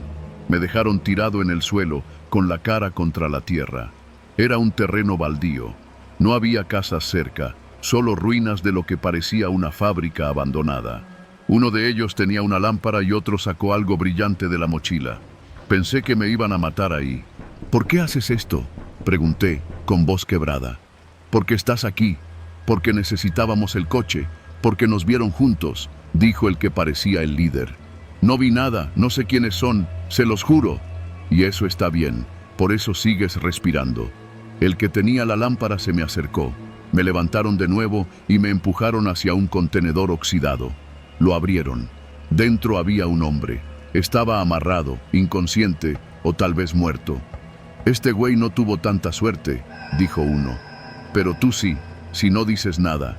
«No voy a decir nada, se los juro, ni a la policía ni a nadie. Solo déjenme ir. Ya veremos». Volvieron a meterme al coche. Esta vez me dejaron en el asiento trasero, pero con las manos aún atadas. El líder se subió al volante. Encendió el motor como si fuera suyo. «Te vamos a soltar a unos kilómetros. Te vas caminando. No digas ni madre. El coche es nuestro». Y arrancó. Lo cumplieron. Me dejaron tirado en una brecha de terracería, cerca de un canal, con la advertencia de que si hablaba, me encontrarían. No tenía celular, no tenía coche. Caminé por horas, hasta que encontré un retén policial a las afueras de Zumpango. No dije nada. Fingí que me habían asaltado. Dije que no reconocía a los sujetos, que me golpearon, que me robaron el coche y me abandonaron. Y ya. El coche apareció una semana después, quemado en un terreno de milpa alta. Desde entonces no he vuelto a trabajar en la aplicación. Compré un puesto de jugos con los ahorros. Gano menos, pero duermo. Duermo con la certeza de que no me van a encerrar otra vez en esa maldita cajuela. Y cada vez que veo un tsuru blanco pasar, me dan ganas de vomitar.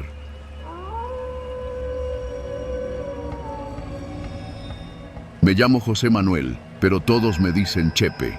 Llevo casi 6 años trabajando como conductor de aplicación, y aunque al principio me daba cierto orgullo decirlo, la verdad es que con el tiempo se vuelve rutina. Los días son todos parecidos: tráfico, calor, gente malhumorada, clientes que ni saludan. No me quejo, porque con lo que gano mantengo a mis 2 hijos y le paso algo a mi jefa, pero hay días en los que uno se pregunta si vale la pena andar por toda la ciudad cargando a completos desconocidos. Y hubo un día, uno solo, que me lo dejó clarísimo. Todo empezó una tarde de miércoles en la colonia Roma. Eran alrededor de las 5:30. Había terminado un viaje cerca del Parque México y me cayó una notificación. La foto del usuario mostraba a un hombre de cabello peinado hacia atrás, con barba perfectamente recortada. Se llamaba Marco y tenía más de 1500 estrellas acumuladas de calificaciones. Nunca había visto un perfil con tantas. Dije, debe ser un buen cliente, y acepté sin pensarlo. Lo recogí frente a un edificio nuevo de esos con fachada de vidrio y seguridad en la entrada. Venía vestido de traje, con un maletín negro de piel y unos zapatos tan brillosos que casi reflejaban el sol. «Buenas tardes», le dije al abrir la puerta. «Hola, Chepe», me respondió con una sonrisa. «Gracias por venir rápido». Me sorprendió que me hablara por mi nombre, no es común. Durante el trayecto, Marco no se comportó mal, al contrario. Platicador, amable, incluso me ofreció una botella de agua que sacó de su maletín. Me dijo que viajaba mucho por trabajo, que conocía a la perfección la ciudad. Dejó una propina generosa, más del doble de la tarifa. Cuando terminó el viaje, me agradeció varias veces, y al día siguiente, lo mismo. Me volvió a salir su nombre en la app. Ahora me pidió un viaje desde la Colonia del Valle hasta el aeropuerto. Otra buena tarifa, otra buena propina. Me gusta cómo manejas, Chepe. Eres puntual, no eres imprudente como otros. Te voy a poner en mis favoritos. Y soltó una risita corta, pero amable. Pensé que era buena suerte. Me pasa seguido que un cliente me elige un par de veces más y luego desaparece. Pero Marco no. Marco empezó a aparecer todos los días. Al principio lo tomé como bendición. Me estaba generando ingresos estables. Incluso, entre viajes, me recomendaba lugares para comer o rutas para evitar el tráfico. Era educado, hablador y siempre muy observador. Demasiado observador. ¿Tus hijos estudian cerca de casa o los llevas hasta otro lado? ¿Tu esposa también trabaja o se queda en casa? ¿Siempre trabajas hasta las 9? Al principio pensé que solo era plática casual, pero luego empecé a notar detalles. Me preguntaba por mis rutas, por mis descansos. Un día me dijo, vi que ayer anduviste por Lindavista, ¿verdad? Cerca de la mega que está frente al banco HSBC. ¿No? Yo no lo había mencionado. Y aunque el sistema de la app no comparte nuestras rutas con los clientes, parecía que sabía más de lo que debía. A la siguiente semana comencé a preocuparme. Cada vez que me conectaba, su solicitud llegaba casi de inmediato. Ya no era coincidencia. Un jueves rechacé el viaje. Me cayó de nuevo 2 minutos después. Lo volví a rechazar. Me cayó una tercera vez. Cuando finalmente acepté, se subió como siempre, pero esta vez no sonrió. «Te costó aceptar hoy, ¿eh?», dijo en tono neutro. «Es que estaba en otro viaje». «Ah, pensé que me estabas evitando». Me reí, nervioso, y desvié la mirada al retrovisor. Él no reía. Mantenía la mirada fija en mi nuca. Sentí cómo se me helaba el cuello. Al terminar el viaje, no me dejó propina. Solo dijo, «Nos vemos mañana, Chepe». Esa noche no pude dormir bien. Me sentía observado, como si hubiera cámaras en mi coche o como si Marco supiera más cosas de mí de las que le había contado. El viernes fue peor. No acepté su solicitud. La rechacé las 5 veces que me apareció. Entonces recibí un mensaje por la app, cosa que casi nunca sucede con clientes frecuentes. «¿Pasó algo, Chepe? Estoy esperando. No me gusta que me hagan perder el tiempo». Ese mismo día, desinstalé la aplicación. Le dije a mi esposa que no me sentía bien y me fui a dormir temprano. Cuando desperté, tenía 12 llamadas perdidas de un número desconocido. Me mandaron mensajes diciendo, «Sé que estás en casa. ¿Te sientes mal? ¿Puedo llevarte algo? No te desaparezcas así». Volví a instalar la app, pero ya no acepté sus solicitudes. Empecé a trabajar en otra zona. Me fui hacia el sur, cerca de Tlalpan, para evitarlo. Todo parecía estar volviendo a la normalidad, hasta que una noche, saliendo de un Oxxo, Lo vi. Estaba parado frente a mi coche, con las manos en los bolsillos y una sonrisa controlada. «Estás más lejos de lo que pensé, pero bueno, valió la pena venir», dijo sin moverse. Me quedé paralizado. No sabía si subirme al coche, correr o gritar. Solo dije: «¿Qué haces aquí?». Quería hablar. «Me tienes muy confundido, Chepe. Pensé que teníamos una rutina, pero tú decidiste romperla. Mira, Marco, no es nada personal, solo que necesito variar un poco mis rutas, ya sabes, evitar la monotonía». ¿Entonces lo nuestro era monótono? Su mirada era completamente diferente. Ya no había simpatía, solo una fijación intensa, enfermiza. «Te vas a arrepentir de ignorarme, Chepe. Tú no sabes lo que pierdes». Subió a un coche negro que no reconocí y se fue. Yo me metí al Oxxo de nuevo, sin saber qué hacer. Compré un café solo para tener un pretexto. Llamé a mi esposa y le dije que esa noche llegaría tarde. Esa fue la última vez que lo vi físicamente.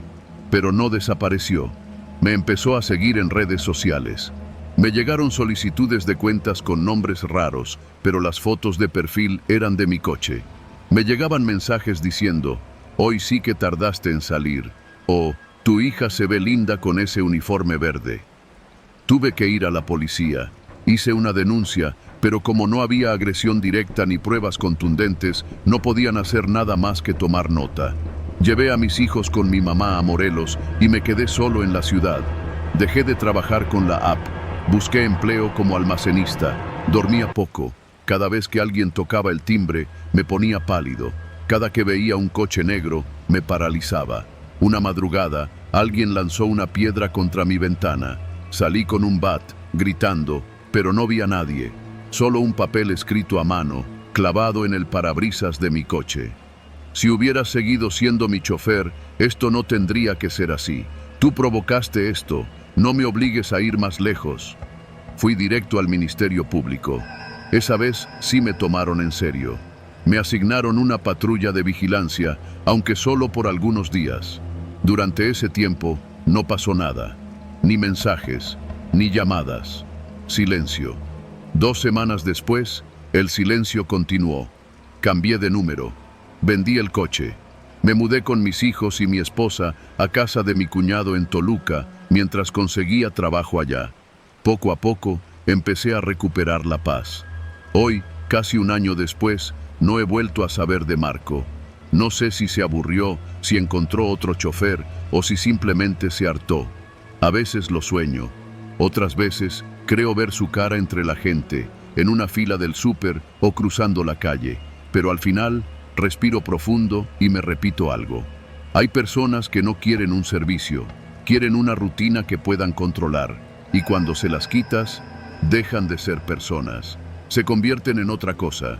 Y esa otra cosa nunca vuelve a desaparecer del todo.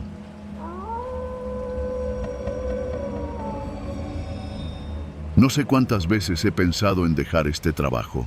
Desde que entré a trabajar en Mensajería Express, hace como 2 años, cada día ha sido una mezcla de estrés, tráfico, malas direcciones, clientes groseros y aguaceros repentinos que me empapan en segundos. Pero nunca había sentido miedo real. Hasta esa noche. Yo soy repartidor de paquetería en moto para una aplicación de esas nuevas que te hacen competir por pedidos como si fueras un perro hambriento. La competencia es brutal. Si te retrasas un poco, te bajan la calificación y si te la bajan mucho, ya no te llegan buenos pedidos. Ese viernes ya era tarde, como las 9:30 de la noche. Ya había entregado mi último paquete en la Narvarte y estaba esperando que se liberara una dirección cerca para cerrar el día con una buena propina. Me llegó un pedido pesado, una entrega urgente con bono extra. El punto de recogida era en un pequeño almacén cerca del Metro Portales. Me lancé sin pensarlo. Al llegar, el almacén estaba casi oscuro, solo había una luz tenue afuera. El lugar era una bodega de fachada gris con una cortina metálica medio abierta.